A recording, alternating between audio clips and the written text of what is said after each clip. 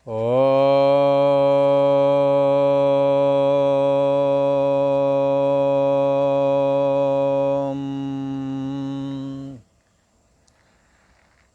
गुरु ब्रह्मा गुरु विष्णु गुरुदेव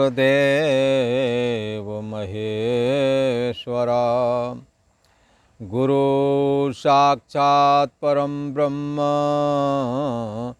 तस्मै श्री गुरवे नमः। योगेश्वर श्री कृष्ण भगवान की जय। ऐं सरस्वत्यै नमः।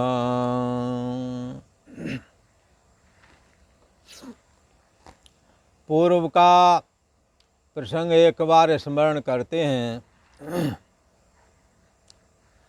ये 12वां अध्याय है और ये भक्ति योग का अध्याय माना जाता है। इस अध्याय के अंतर्गत अर्जुन भगवान श्री कृष्ण से पूछ रहे हैं कि हे भगवान, आपके साकार उपासक और निराकार उपासक दोनों प्रकार के योगी हैं, पर आप ये बताओ इन दोनों में श्रेष्ठ कौन सा है। ऐसी जिज्ञासा होने पर भगवान श्री कृष्ण कहते हैं, जहाँ तक श्रेष्ठता की बात कहो तो मैं कहता हूँ साकार और निराकार दोनों ही उपासनाएं मुझ परमेश्वर की ही उपासनाएं हैं। परंतु हे अर्जुन, मुझे तो सगुण साकार की उपासना करने वाले जो योगी लोग हैं वो मेरे को श्रेष्ठ लगते हैं, उत्तम लगते हैं। ऐसा भगवान श्री कृष्ण ने अर्जुन को क्रम समुच्चय के अनुसार ये बात बताई। जो सगुण साकार की उपासना करेगा वही लास्ट में जो लास्ट उपासना निर्गुण निराकार की है, जिसके लिए कहा गया है अतातो ब्रह्म जिज्ञासा। जो समदम पूर्वक जिनों का जीवन है, जिन्होंने हमारी भक्ति की है, जिन्होंने हमारा लीला कथाओं का तथा हमारा गुणानुवाद किया है, सुना है, सुनाया है, हमारे लिए व्रत उपवास किए हैं, अर्थात मेरे लिए समस्त कर्मों को करते हुए मेरी भक्ति को प्राप्त हुए हैं, ऐसे लोग ही इस संसार बंधन को काट पाते हैं। कैसे? भगवान श्री कृष्ण कहते हैं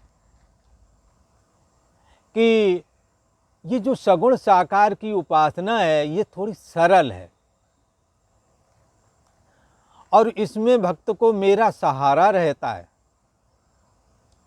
जैसे उदाहरण के लिए, जैसे कोई दरिया, कोई नदी पार करनी है उफनती हुई, एक जवान बालक जो कि अपने पिता के साथ में है वो कहता है मैं खुद ही उतर जाऊंगा, तुम परेशान मत हो। पर जीवन भर बाप के कहने के अनुसार और पिता की सेवा शुश्रूषा आदि से लेकर के जो समर्पण पिता के प्रति एक पुत्र के होते हैं वो सारे उसके अंदर लक्षण थे। साथ छोड़ दिया, बालक तैरने का अभिमान किए हुए था, जब गहरे जल में गया तो घबरा गया। तभी उसका पिता जो कि काफ़ी लंबा था, उसने उस डूबते हुए का हाथ पकड़ा, कहा बेटा चिंता मत करो, मैंने तो कहा था ये दरिया, ये नदी बड़ी गहरी है, पर नहीं तो मान लो मैंने तुम्हें पकड़ लिया, और उसका बाजू पकड़ के उसे पार कर दिया। भक्त लोग भी भगवान के समर्पण हैं, उनके सारे दुर्गुणों को दूर भगवान कर देते हैं, उन्हें साधनाओं में सफलता प्राप्त होती है, उन्हें लगता है कि अब मेरा कल्याण हो जाएगा। पर जहाँ कहीं भी संसार समुद्र में ये जीव गोता खाता है या डूबने की नंबर आता है तो भगवान उसकी रक्षा करने के लिए दौड़ पड़ते हैं। कैसे दौड़ पड़ते हैं, जैसे द्रौपदी की लाज रखने के लिए भगवान श्री कृष्ण ने चीर बढ़ाया। पांडवों के ऊपर संकट आया बंधुओं, जब ये जंगल में रहा करते थे, उसी समय दुर्योधन ने श्री दुर्वासा जी को प्रेरणा किया और कहा, हे भगवान, हमारे महलों में आकर तुमने हम पर बड़ी कृपा की, हमारे यहाँ भोजन प्राप्त किया, हमारा जीवन धन धन हो गया, कृत हो गया है। पर हे भगवान, मैं चाहता हूँ कि हमारे भाई लोग जंगल में रहा करते हैं, उनके ऊपर भी कृपा करो और अपने समस्त शिष्यों के सहित उनके घर पर पधारो, उनकी कुटिया पे, ताकि उनका जीवन भी सार्थक हो जाए। दुर्वासा जी ने कहा, अरे दुर्योधन, तुम्हारी ये शुभ इच्छा मैं अवश्य पूरी करूँगा। ऐसा कह के ये दुर्वासा जी वहाँ से चल पड़े और कहते हैं 10,000 शिष्य उनके साथ में थे। और कहने का मतलब अधिक हो में गए, चलो हाँ, लोग कहा करते हैं, पर जो लोगों से सुना है वही सुना रहा हूँ। खैर, शिष्यों को लेकर के गए। अब दुर्वासा जी तो महाक्रोधी, क्षणिक रुष्टा क्षणिक तुष्टा, रुष्टा तुष्टा, छड़े छड़े, जल्दी ही नाराज हो जाते हैं, खुश भी जल्दी ही हो जाते हैं।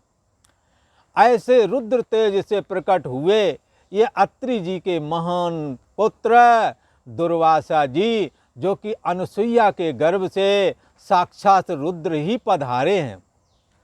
और इन्होंने जाकर पांडवों से कहा, अरे धर्मराज युधिष्ठिर, मेरे को भूख लग रही है, सो तुम हमारे लिए भोजन का इंतजाम करो। उस समय उनके पास जो अक्षय पात्र था, उसमें लास्ट में द्रौपदी भोजन करती थी, और द्रौपदी के भोजन करने के बाद में फिर उस अक्षय पात्र में दोबारा किसी को भोजन नहीं कराया जा सकता, क्योंकि वो खाली हो जाता था। पर जब तक द्रौपदी भोजन नहीं करती थी, तब तक उसमें चाहे हजारों खिला लो, कुछ फर्क नहीं पड़ता था। सूर्य के द्वारा दिया हुआ वो अमोघ अक्षय पात्र था, खाली हो गया। तब भगवान श्री कृष्ण ने देखा, हमारे प्रिय भक्त अर्जुन और उनके चारों भाई अर्थात पांडव आज बड़ी विपत्ति में फंस गए। यदि रुद्र तेज दुर्वासा को संतुष्ट न किया तो अवश्य ही ये श्रापित हो जाएंगे, और उनका श्राप बड़ा जघन्य होता है, कहीं वो इन्हें नष्ट न कर दें। इसलिए भगवान श्री कृष्ण उनके यहाँ पधारे, और पधार के उन्होंने कहा, अरे पांडव, तुम आज मुँह तुम्हारा सूखा लग रहा है, चेहरा उतरा हुआ सा दिखता है, क्या कारण है? तब धर्मराज युधिष्ठिर ने कहा, महाराज, द्रौपदी भोजन कर चुकी है, अक्षय पात्र में कुछ बचा नहीं है, और दुर्वासा जी भोजन करने के लिए कह गए हैं, इसलिए मैं क्या करूं? भगवान श्री कृष्ण ने कहा, वो पात्र मुझे दिखाओ, और उसमें एक आधा चावल का दाना लगा हुआ था।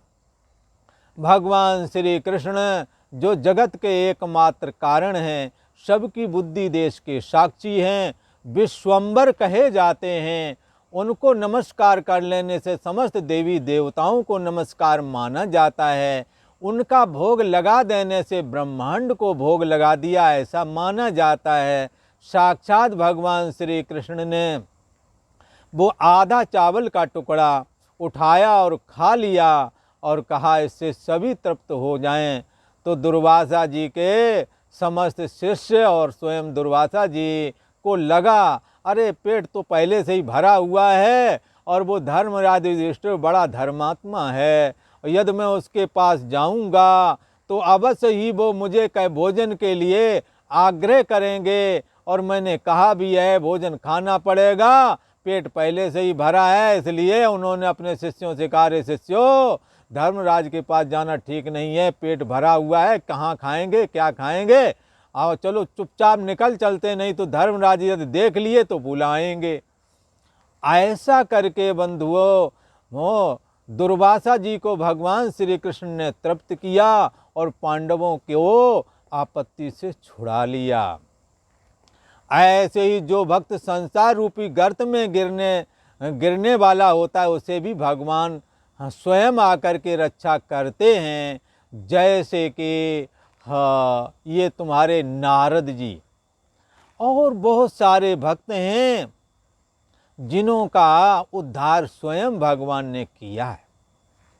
भगवान श्री कृष्ण कहते हैं, ये सगुण साकार की उपासना करने वाले मुझ सगुण परमेश्वर का उपासना करते हैं, पर मेरी शरण ग्रहण करते हैं। इसलिए यदि वो किसी कारण संसार समुद्र से नहीं निकल पाते तो उन्हें हम निकालते हैं। बोले क्या करते हो भगवान?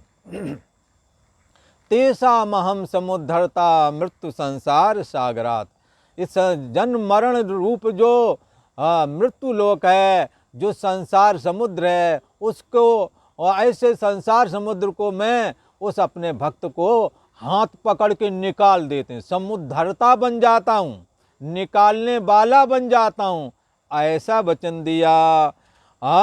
और इसके बाद में और जो निर्गुण निराकार वाले हैं वो अपने बलबूते पर चलते हैं, पर निर्गुण निराकार भी निराकार वाले भक्त भी, जो भक्त जो स्व आत्म तत्वानुसंधानम भक्ति इति विधीयते, अपनी आत्मा का अनुसंधान रूप हमारी निर्गुण निराकार की भक्ति करते हैं, यदि वो भी मुझे मेरे परायण होकर के, मेरी शरण होकर के उपासना करें तो वो भी उन्हों के लिए भी ये उपासना सरल हो जाती है। उपासनाओं के क्रम में भगवान ने बहुत सारी उपासनाएं बताई। मन बुद्धि को मेरे में लगा लो, हमारा ध्यान करो, और अगर ऐसा न कर सको तो अभ्यास करो, संसार से वैराग्य का, परमात्मा का अभ्यास करो। अच्छा, और यदि अभ्यास भी ना कर सको अर्जुन, तो तुम हमारे लिए कर्म करने वाले बन जाओ, अर्थात जो भी कर्म करो भगवान को समर्पण करो, और मेरे लिए कर्म करते हुए भी तुम मेरी प्राप्ति कर लोगे। और अगर ये भी ना कर सको, मेरे लिए कर्म नहीं कर पा रहे हो, तो एक काम करना साधको, जिज्ञासु जनों, भक्त लोगों, फिर एक काम करना कि तुम समस्त कर्मों के फल का त्याग कर दो, तो भी तुम्हें हमारी प्राप्ति आगे चल के होवेगी। क्योंकि हे अर्जुन, ये जो अभ्यास है, भागवत का पाठ करना, गीता का पाठ करना, पर अर्थ को नहीं जानते पाठ करते, बड़ा अच्छी बात है, पाठ का फल मिलेगा, पर अर्थ को जान के करते तो क्या बात थी, और अधिक परमात्मा की भक्ति जाग जाती। तो अर्थ को ना जान करके किया जाने वाला पाठ आदि है इसका अभ्यास। इसकी अपेक्षा जो सूखा सूखा पाठ करते हैं, उसकी अपेक्षा अर्थ विचार करके पाठ करें तो ज़्यादा अच्छा है। और अर्थ की अपेक्षा जो अर्थ तुमने शास्त्र के द्वारा जाना है, उस अर्थ का ध्यान करना। परमात्मा शास्त्रों में प्रतिपादित किया गया है, शास्त्रों के द्वारा प्रतिपादित परमात्मा कैसा है, उसका सगुण साकार रूप कैसा है, और निर्गुण निराकार कैसा है, जैसा शास्त्र ने बताया वैसे ही अखंड स्मृति का नाम ध्यान है। वैसी ही धारणा पहले बनेगी, धारणा के बाद में ध्यान बनेगा। जैसे उदाहरण के लिए तुम्हारे घर में कोई वस्तु रखी हुई है, पर तुम्हें उसका ध्यान नहीं, पूछते हैं तो भाई अमुक चीज़ कहाँ रखी, बोले ध्यान नहीं आ रहा।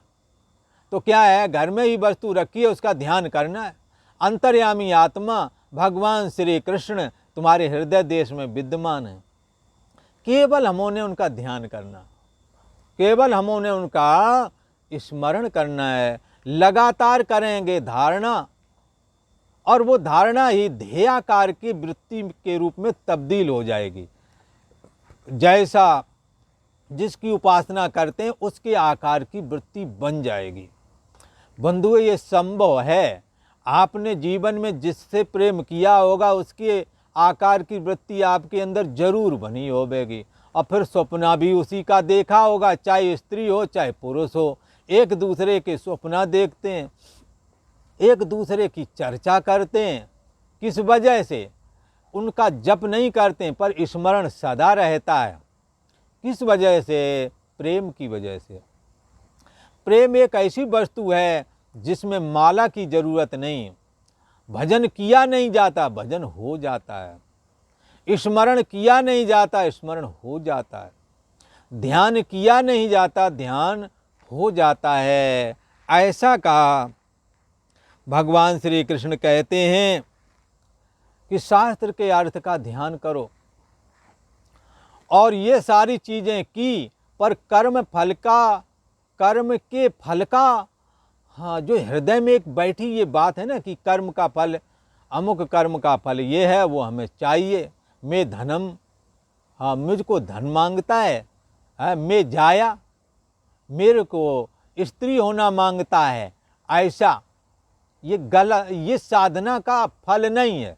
धन पुत्र स्त्री आदि साधना के फल के रूप में चाहना, भगवान कहते हैं तुम्हारी सारी साधना, हाँ, गुण गोबर, मतलब सारी साधना बेकार हो जाती है। इसलिए क्या है, मैं धनम ने मैं जाया, हाँ, मेरे को धन चाहिए, मेरे को पत्नी चाहिए, मेरे को बच्चे चाहिए, मेरे को मकान दुकान चाहिए। एक साधक को, एक वैराग्यवान साधु को ये अपेक्षा हमेशा हमेशा के लिए छोड़ देनी चाहिए। घर गृहस्थी वाले तो करेंगे, पर घर गृहस्थी से जो असंग हो गए हैं, जिन्होंने भक्ति मार्ग में आना है, उन्होंने ये आशा छोड़ देनी है। इसलिए भगवान श्री कृष्ण कहते हैं तुमने परमात्मा के प्रतिपादक शास्त्रों का अभ्यास किया, संसार से वैराग्य किया, उसका अर्थ विचारा, अर्थ का ध्यान भी किया, पर संपूर्ण कर्मों के फल का त्याग नहीं किया। निषिद्ध कर्म साधक करता नहीं है। बाकी शास्त्र के अनुसार जो समस्त कर्म करता है, उन समस्त कर्मों के फल का त्याग कर दो। किसी ने कहा महाराज ये कैसी कही, क्यों कर दें, क्या मिलेगा? भगवान श्री कृष्ण कहते हैं अर्जुन, त्यागा शांतिरनंतरम, यदि तुम सभी कर्मों के फल का त्याग कर दो, ऊपर से शास्त्र विचारो, उसका अर्थ धारण करो, उसका ध्यान करो, कैवल्य निर्वाण प्राप्त होवेगा, परमात्मा की प्राप्ति हो जाएगी, परमात्मा में लीन हो जाओगे। न तस्य कार्यम, हाँ, उसके लिए फिर कोई कार्य बाकी नहीं रहता, उसके लिए कोई कार्य शेष नहीं है। न स पुनरावर्तते, उसका पुनर्जन्म नहीं होता है, वो सदा सदा के लिए भगवान में लीन हो जाता है। इसी का नाम है कैवल्य निर्वाण, इसी का नाम है भगवान में लीन हो जाना। परंतु किसी ने कहा महाराज बात तो बहुत बढ़िया बताइए,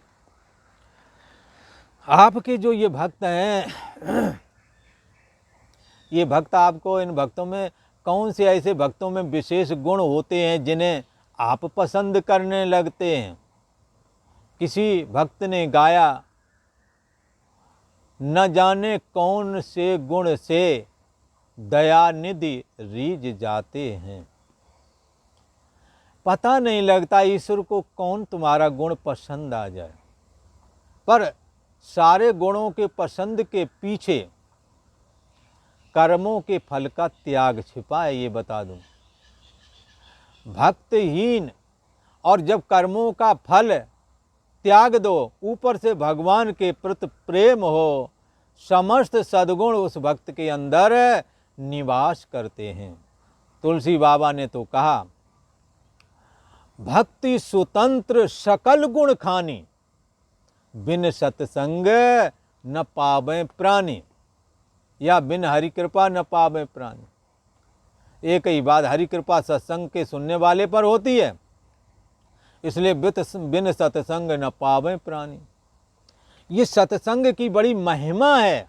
सठ सुधरें सत्संगत पाई, दुष्ट भी सुधर जाता है, जीवन में सुधार लाता है यदि उसे संगत अच्छी मिल जाए। बोले किसी का उदाहरण है, अच्छे लोगों की संगत किया हो और उसका जीवन में, हाँ, उत्थान हो गया हो, कल्याण हो गया हो? बोले हाँ है। वाल्मीक घट नारद जोनी, निज निज मुखन कही निज होनी। वाल्मीकि जी हुए, शुरुआत में उनके आचरण बहुत सराहनीय नहीं थे, उनका जीवन कुछ अलग तरीके वाला था, हिंसात्मक प्रधान था। पर जब सप्तऋषियों से अथवा नारद जी से जब उनके मुलाकात हुई और जब उन्होंने उनके वचन सुने तो सठ सुधरे, उन्होंने दुष्टता छोड़ दी। नारद जी ने अपने पिछले जन्म की बात बताई। हमने साधु सेवा की, साधुओं के बर्तन धोले, जूठन खाई, बचा खुचा खाया, चित्त निर्मल हो गया। माँ जब इस संसार से पलायन कर गया, अर्थात माँ का शरीर शांत हो गया, तो भगवान श्री हरि की भक्ति करने के लिए मैं निकल पड़ा और परमात्मा श्री कृष्ण की कृपा मुझे प्राप्त हुई, ऐसा स्वयं नारद जी ने बताया। पर कैसे? सत्संग से। भगवान श्री कृष्ण कहते हैं, अर्जुन हमें वो भक्त बड़े प्रिय हैं जिन्होंने कामनाओं का त्याग किया, संपूर्ण कर्मों के फल का त्याग किया, आसक्ति का त्याग किया, मोह का त्याग किया। हमें छोड़ गति दूसर नहीं, हमारे अलावा और दूसरी गति नहीं रह गई इन्हों की। और ऊपर से हमारी भक्ति करते हैं। कौन सी भक्ति? जिससे सारे गुणों का भक्त के हृदय में प्रवेश हो जाता है, उन गुणों के मैं अधीन हो जाता हूँ। वो कौन से गुण हैं? जिसमें दयानिधि रीझ जाते हैं। भगवान श्री कृष्ण ने कहा, अर्जुन सुनो, अद्वेष्टा सर्वभूतानां मैत्रा करुण एव च निर्ममो निरहंकारः समदुःख सुखाक्षमी संतुष्टा सततं योगी यतात्मा दृढ़निश्चया मयि अर्पित मनो बुद्धिर यो मद भक्ता समे प्रिया। कहने लगे, हे अर्जुन, हमसे ये पूछते हो कि कौन से भक्त प्रिय लगते हैं, तो सुनो, हमें वो भक्त बड़ा प्रिय लगता है जो पुरुष सब भूतों में, समस्त भूत प्राणियों में द्वेष भाव से रहता है। निर्वैरा सर्वभूतेषु, किसी भी भूत प्राणी से बैर नहीं करता, सब में आत्म भाव रखता है। यह सर्वभूतानां अद्वेष्टः, जो संपूर्ण भूत प्राणियों में द्वेष भाव से रहित है, किसी से द्वेष नहीं करता। किसी ने पूछा, महाराज ये किसी से, सभी को तो एक दूसरे से राग द्वेष रहता है, पर ये क्यों नहीं करता होगा?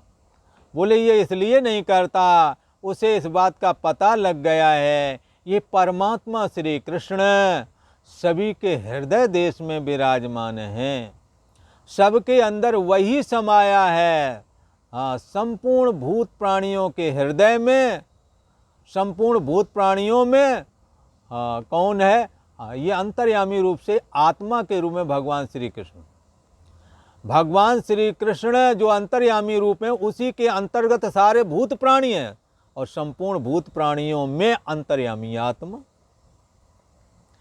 ऐसा जो है साधक किससे द्वेष करे, किसको निंदऊं, किसको बंधूं? दोनों ही पलड़ा भारी। न तो किसी की निंदा कर दे बनता है और न ही कि किसी की प्रशंसा कर दे बनता है। सब में एक ही है, स एको देवा सर्वभूतेषु गूढ़ा। क्यों नहीं द्वेष करता? क्योंकि सब में अंतर्यामी के रूप में भगवान श्री कृष्ण को देखता है। मैत्रः स्वार्थ रहित प्रेमी है।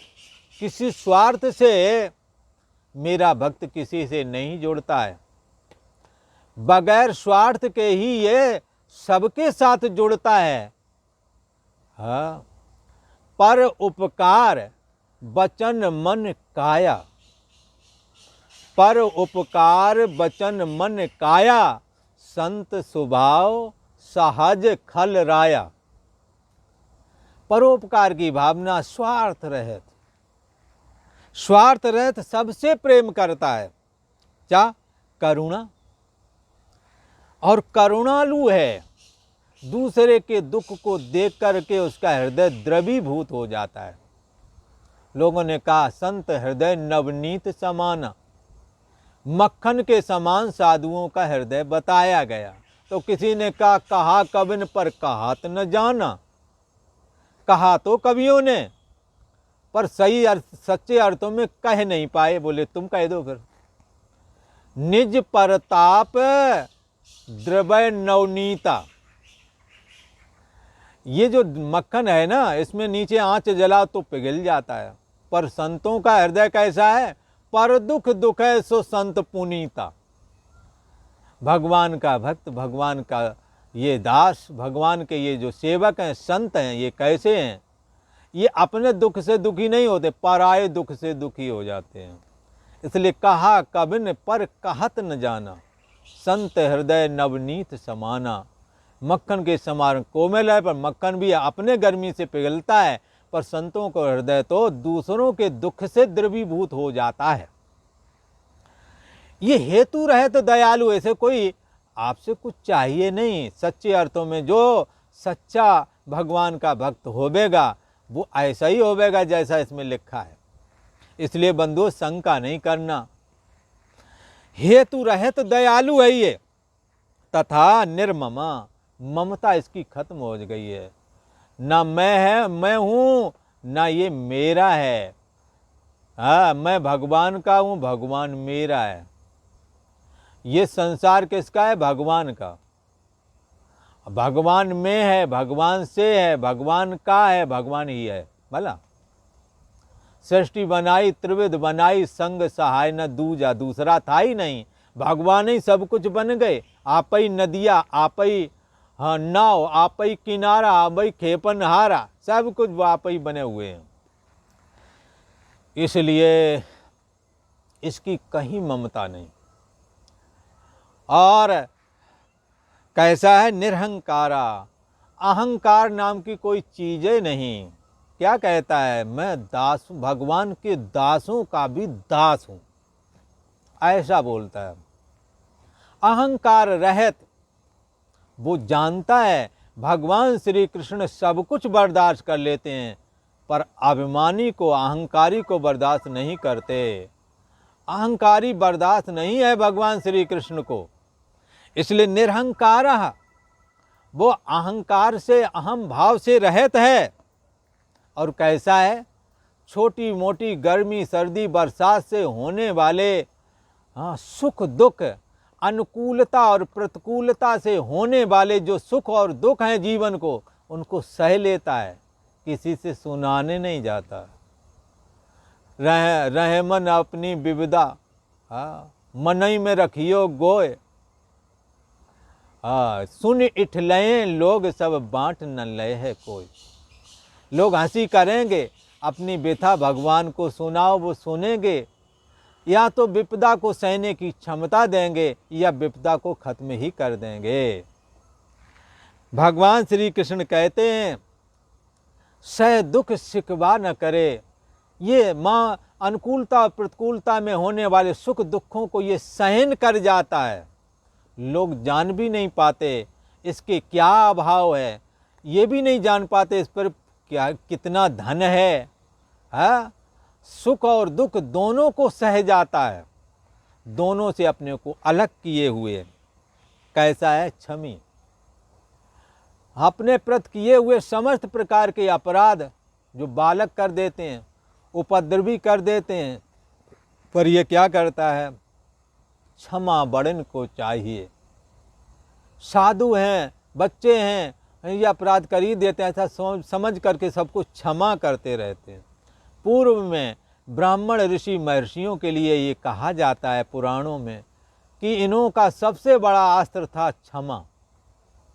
कोई भी हुआ क्षमा कर दिया, छोड़ो अपना, अपने साधन भजन में बाधा आएगी यदि ज़्यादा इनके लगेंगे पीछे, या ये ज़्यादा इनकी बातों को तवज्जो देंगे।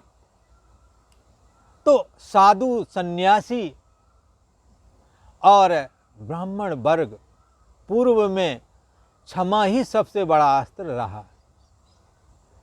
इस क्षमा की बदौलत ही आज भी साधु सन्यासी अपने बल पे हर जगह विचरण करते हैं। आश्रमों से, मठ मंदिरों से सन्यास आदि की दीक्षा दे करके क्षमाशील की शिक्षा गुरु लोग देते हैं और कहते हैं तुम किसी से के प्रति अपराध नहीं करना, तुम्हारे प्रति कोई अपराध कर दे तो तुम क्षमा कर देना। इस क्षमा वृत्ति से ही ये हर जगह सत्कार भी पाते हैं और योगक्षेम भी प्राप्त कर लेते हैं। भगवान का साधन भजन करते हैं। क्षमा करने वाला ही साधन भजन कर सकता है। इस दुनिया में क्षमा से बढ़कर के कुछ नहीं है।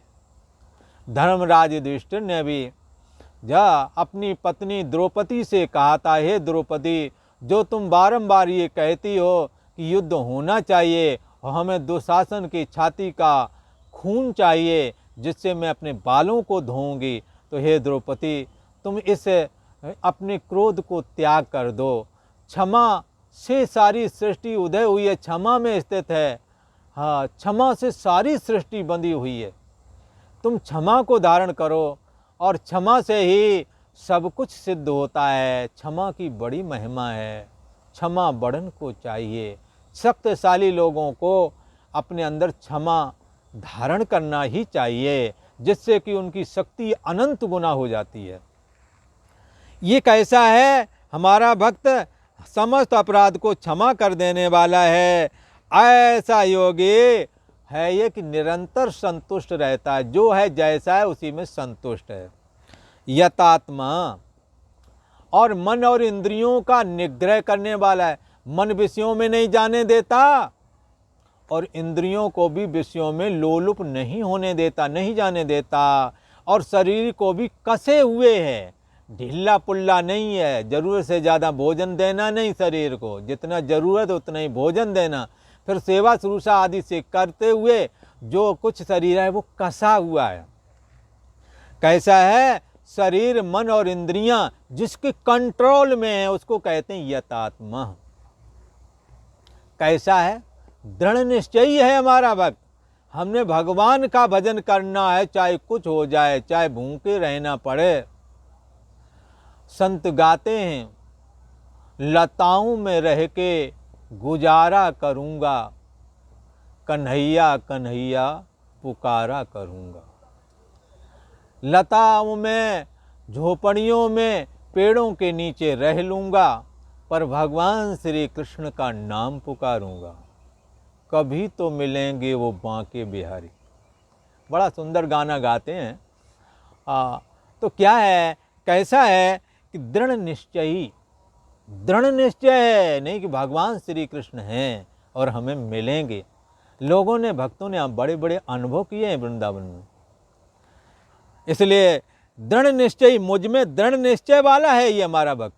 और कैसा है? सा मई अर्पितो मनो, अर्पित मनो बुद्धि। और मुझ में उसने अपनी बुद्धि, भविष्य की चिंता करता है, इसलिए बुद्धि भी परमात्मा में अर्पण कर दिया। प्रभु तुम जैसा करो वैसा ही स्वीकार है। जहाँ ले चलोगे वहीं मैं चलूँगा, जो तुम कहोगे वही मैं करूँगा। उसे विश्वास हो गया है। क्या भगवान के लिए कहते हैं भक्त, आपकी कृपा से सब काम हो रहा है, करते हो कन्हैया मेरा नाम हो रहा है। मन बुद्धि अर्पित कर दी और कन्हैया ये करता भी है, ऐसा नहीं समझना नहीं करता है। नरसिंह भगत का भात भरने के लिए गए, सुदामा की गरीबी दूर करने के लिए गए। ऐसा कौन सा कार्य है जो भगवान श्री कृष्ण नहीं करते? कहते एक धन्ना भगत हुए थे, उनके यहाँ ठाकुर जी ने हल चलाया। कर्माबाई एक भक्त हुई थी, उन्होंने बनाई हुई खिचड़ी खाई। सब कुछ करते हैं भगवान श्री कृष्ण, पर क्या शर्त है? मई अर्पित मनो बुद्धि, मन और बुद्धि को मुझ में अर्पित कर दो। ये हमारे भक्त क्या करते हैं? दृढ़ निश्चय से वह मुझ में अपने मन और बुद्धि को अर्पण कर देते हैं। भूतकाल की सोच करके मन सुखी और दुखी होता है, और भविष्य की चिंता करके ये बुद्धि टेंशन पैदा करती है। इन दोनों को भगवान में अर्पण कर दिया, छुट्टी हो गई।